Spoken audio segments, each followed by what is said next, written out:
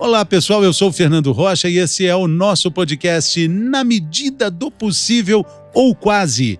Um não manual sobre a vida saudável.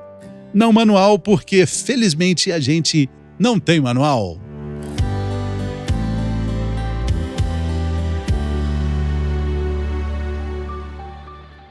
Antes do episódio começar, eu tenho uma dica muito importante para quem convive com a incontinência urinária. Para evitar aquelas temidas assaduras, as irritações na pele, a marca Tena lançou fraldas, roupas íntimas descartáveis e lenços umedecidos da linha Dermacare, que traz todos os cuidados necessários para pessoas com incontinência urinária severa. Os produtos da linha Dermacare têm tecido macio, suave, respirável, feito para deixar a sua pele sempre sequinha, protegida das assaduras e extremamente confortável. Peça sua amostra grátis. Conheça e compre os produtos no site www.tena.com.br.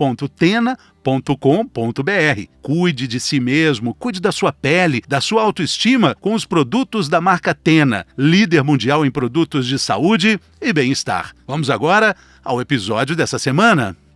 Certamente você já ouviu falar sobre a incontinência urinária, tema do nosso episódio dessa semana, um assunto que atinge cerca de 35% das mulheres com mais de 40 anos. Os sintomas são variados. É aquela vontade urgente de fazer xixi, ou então aquelas gotinhas que escapam depois de um esforço físico, ou até mesmo depois de uma gargalhada, uma tosse, um espirro, ou quando se faz uma força maior. É preciso prestar atenção.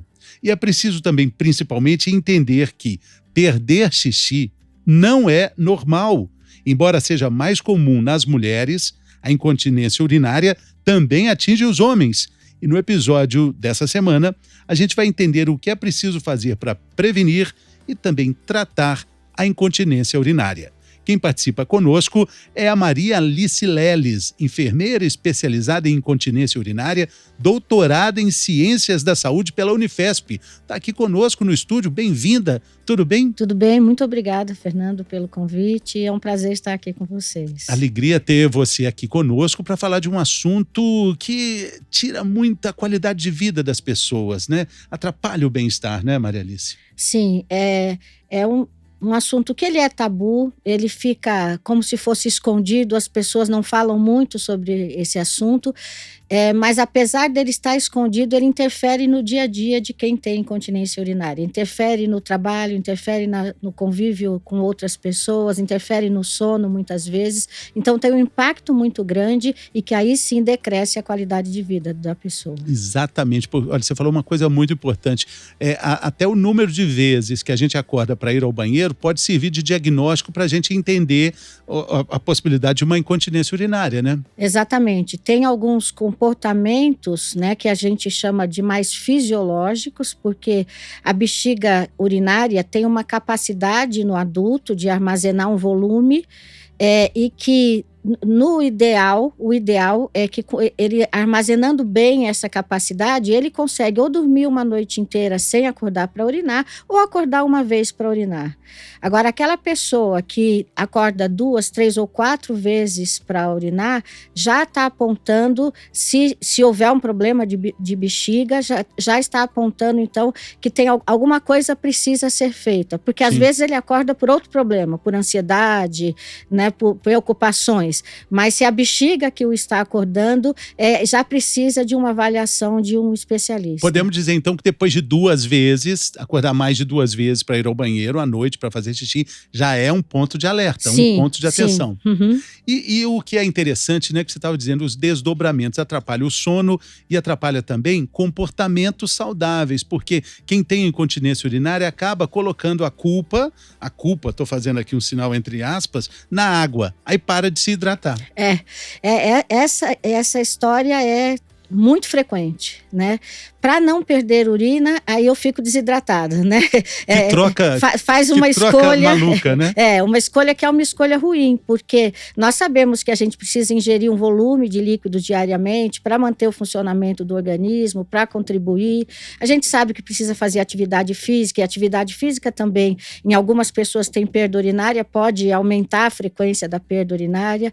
Então a pessoa vai se privando dessas coisas e vai comprometer comprometendo a saúde geral, além da própria existência da incontinência urinária. Muito bem. Agora, precisamos também chegar numa questão, porque qualquer escape de xixi em qualquer idade já é uma incontinência urinária? É qualquer escape. Existe uma sociedade que é chamada de Sociedade Internacional de Continência, e ela tem uma definição, um conceito que é universal para a incontinência urinária. É perda involuntária de urina. É qualquer perda involuntária de urina. Então, se eu tossir, espirrar e perder uma gota de urina e uma outra pessoa, num espirro, perder jatos de urina, nós duas temos incontinência urinária. Então, qualquer perda de urina que é involuntária, não é porque eu quis urinar, então é incontinência urinária. Mas e quando a gente ri tanto que faz xixi? Então, quando ri tanto que faz xixi, se você tiver com a bexiga muito cheia, né, nessa situação, você estava com a bexiga muito cheia e deu uma gargalhada por qualquer acontecimento. Pode ser um episódio isolado. Né? Pode ser um episódio isolado. Já chama atenção para você esvaziar a bexiga, não deixar ela distender tanto, né? Mas já chama atenção para isso, pode ser isolado. Agora, se isso começa a acontecer com uma certa frequência... Com criança acontece. Exato. Aí é normal. Aí ela está aprendendo, né? O sistema neurológico dela está em desenvolvimento. Então, o esvaziamento vesical e o enchimento vesical, que é o esvaziamento da bexiga, né? Está sendo treinado. Está sendo treinado, né? É uma questão neurológica. Quando a gente está falando em incontinência, a gente está falando agora em adultos, né? Sim, e idosos. Sim. E naturalmente na infância tem a enurese noturna, que é a perda durante o sono, que tem uma certa frequência, que é o xixi na cama, o famoso xixi na cama, que tem uma abordagem também de tratamento e diagnóstico que é mais específica exatamente porque você está falando numa faixa etária diferente. Agora, é muito mais comum nas mulheres, mas os homens também são atingidos, né? São. As mulheres são atingidas principalmente por conta da estrutura anatômica e fisiológica da mulher. Então, a uretra da mulher é mais curta, tem o assoalho pélvico, que é uma estrutura muscular, homens e mulheres têm uma estrutura muscular que sustenta os órgãos da pelve, então sustenta a bexiga. No caso da mulher, bexiga, útero e o reto e o canal anal. Então, essa estrutura muscular na mulher pode enfraquecer ao longo do tempo. Então, se enfraquece, um exemplo clássico, por exemplo, a diminuição de hormônios do estrógeno na menopausa, por exemplo, esse enfraquecimento do assoalho pélvico diminui essa capacidade de segurar esse xixi, de segurar a urina. Esse é um exemplo. Então, a mulher ela tem um risco maior do que o homem. Agora, o homem pode ter incontinência urinária, muitas vezes associado a doenças crônico-degenerativas que pode acontecer com homens ou com as mulheres e que impactam no trato urinário. Eu só queria que, antes de falar dos homens, com relação às mulheres, a gravidez também vai provocar essa mesma questão, exato. Né? Eu dei o exemplo da menopausa porque é bastante frequente a perda urinária. E ali a gente está falando da perda de um hormônio protetor também, porque é sempre um ponto de alerta para a saúde das mulheres, entender que a menopausa é um ponto de atenção. Sim. É um período que tem coisas muito legais para acontecer, mas ela precisa ter cuidado. É uma fase da vida que a gente tem que prestar atenção. Sim. E tem que procurar ajuda, né? Tem que procurar orientação. Agora, na gestação, você tem toda a razão. Acontece esse processo que tanto o próprio processo gestacional, quer dizer, o peso do bebê sobre o assoalho pélvico, né? E mecanismo do parto. Então, tanto a gestação como o parto, muitas vezes contribuem para que, por um tempo, esse assoalho pélvico esteja enfraquecido. Então, é óbvio, não são todas as mulheres, mas existem estudos que mostram, principalmente no último trimestre da gestação, que essa queixa de perda urinária fica mais frequente. E aí, nos homens, aí sim a questão da próstata. Exato. Então, nos homens, aí a gente está pensando aí, próximo dos 50 anos, né? Já tem uma possibilidade de aumento da próstata. A próstata é uma glândula que ela está na base da bexiga e posicionada em volta da uretra, do canal da urina, e ela pode crescer, né? Tem uma hiperplasia da próstata. E benigna, né? Que pode a hiperplasia benigna. Pode ser benigna. E essas alterações da próstata como a próstata está muito próxima da bexiga e esses mecanismos funcionam juntos, já pode alterar o comportamento de urinar desse homem. Ele urinava, conseguia armazenar por mais tempo, agora ele precisa várias vezes no banheiro eliminar urina.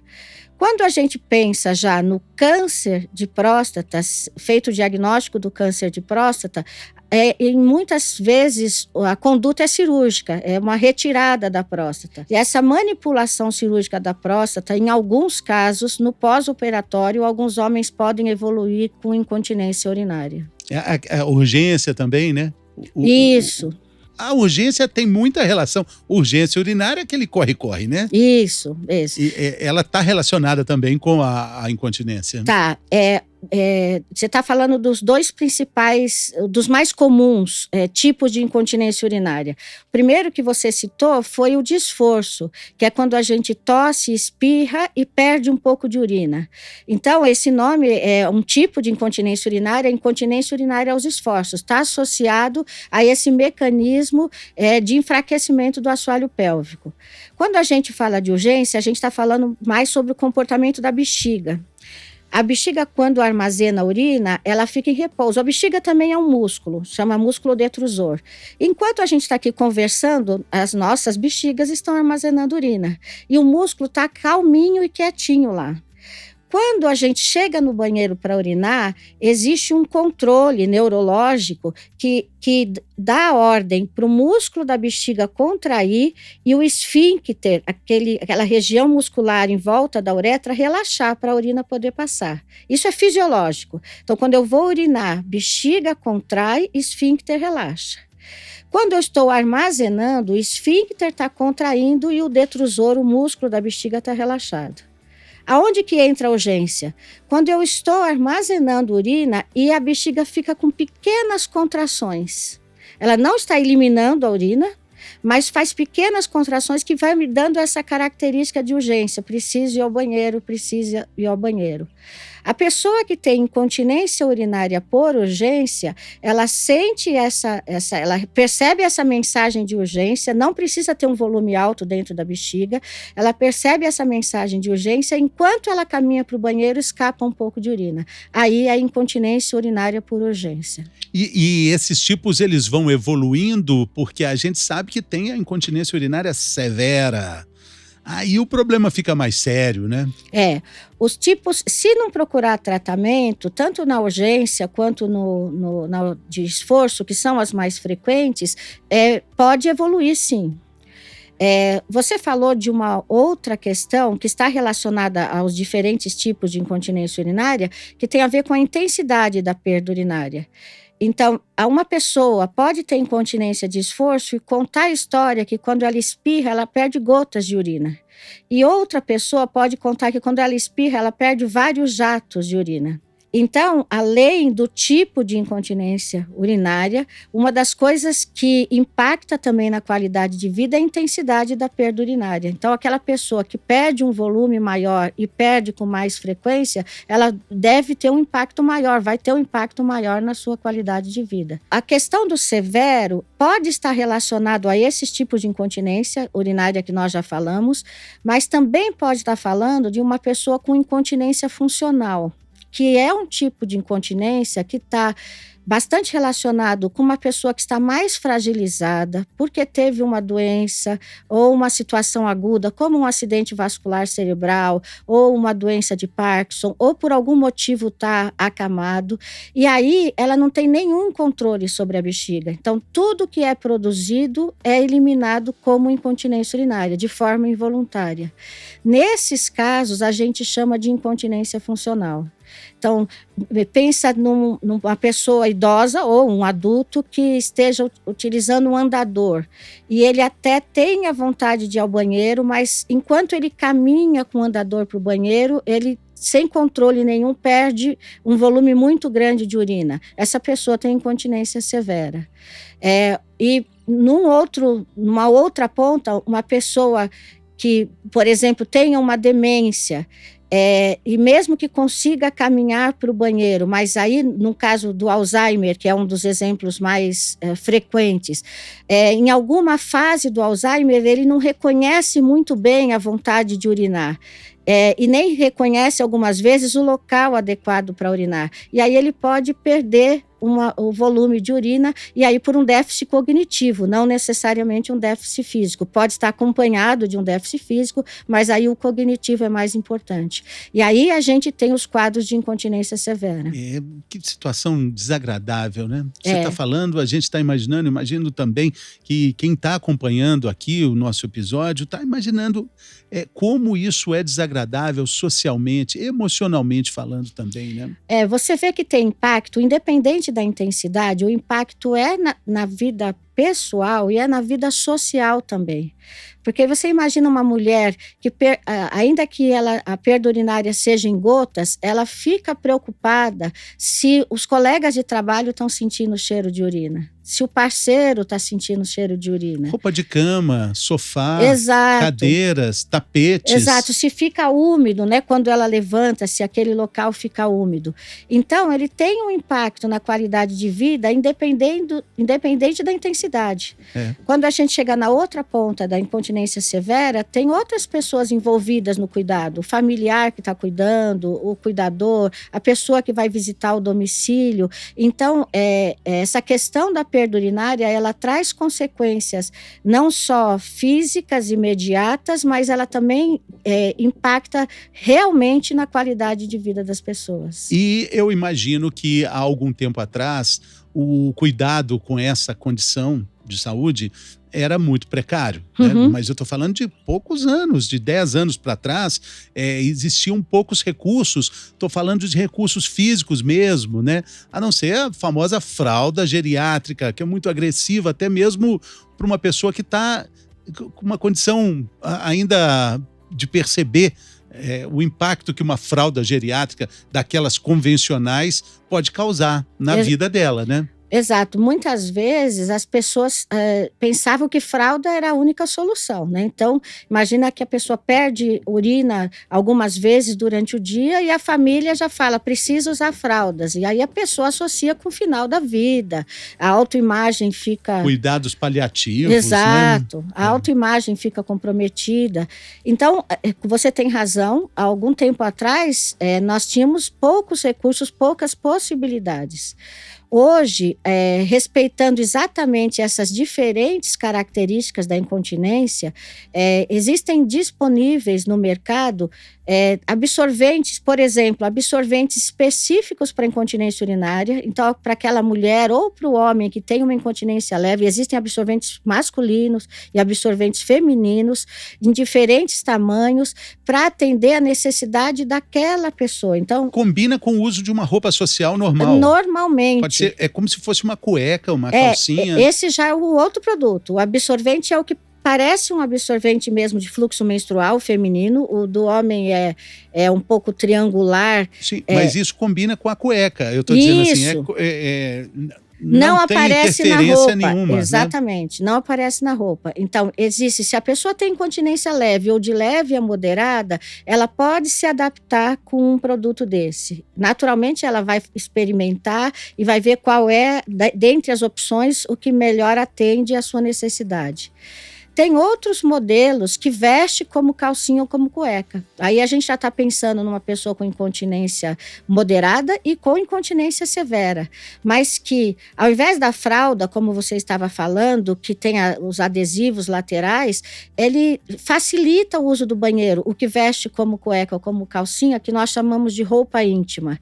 A pessoa pode caminhar até o banheiro. Se ela perder um pouco no meio do caminho, ela está super bem protegida, mas ela pode terminar de urinar no banheiro e aí abaixar a calcinha ou abaixar a cueca, a roupa íntima absorvente, facilita. É descartável? é descartável. Existem modelos também laváveis, estão chegando no Brasil recentemente. Então, para incontinência leve, já tem disponível calcinha absorvente lavável e cueca absorvente lavável. Imagino que seja, assim, um tratamento revolucionário para as pessoas que tiveram tanta privação social, ou seja, não dá para ir num almoço de domingo, não dá para visitar um amigo, uma amiga, frequentar um teatro, um cinema. Então, a pessoa fica privada de muitas coisas boas da vida por causa dessa incontinência severa. Então, agora ela já tem essa condição.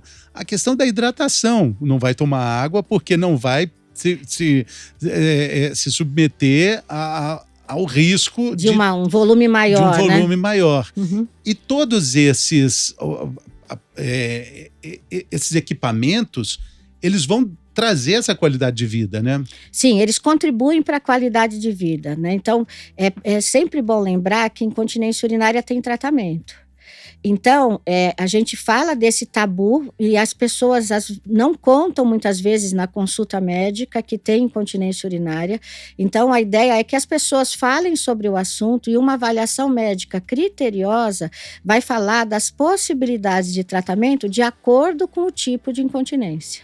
Vai ser o ginecologista e o urologista que vai fazer São esse diagnóstico? São os principais, exatamente, né? O urologista atende homens e mulheres, o urologista não é um médico só para homens, atende homens e mulheres, e as ginecologistas que também fazem acompanhamento de incontinência urinária. Então, falar sobre o tema é importante para que seja avaliado a possibilidade de tratamento.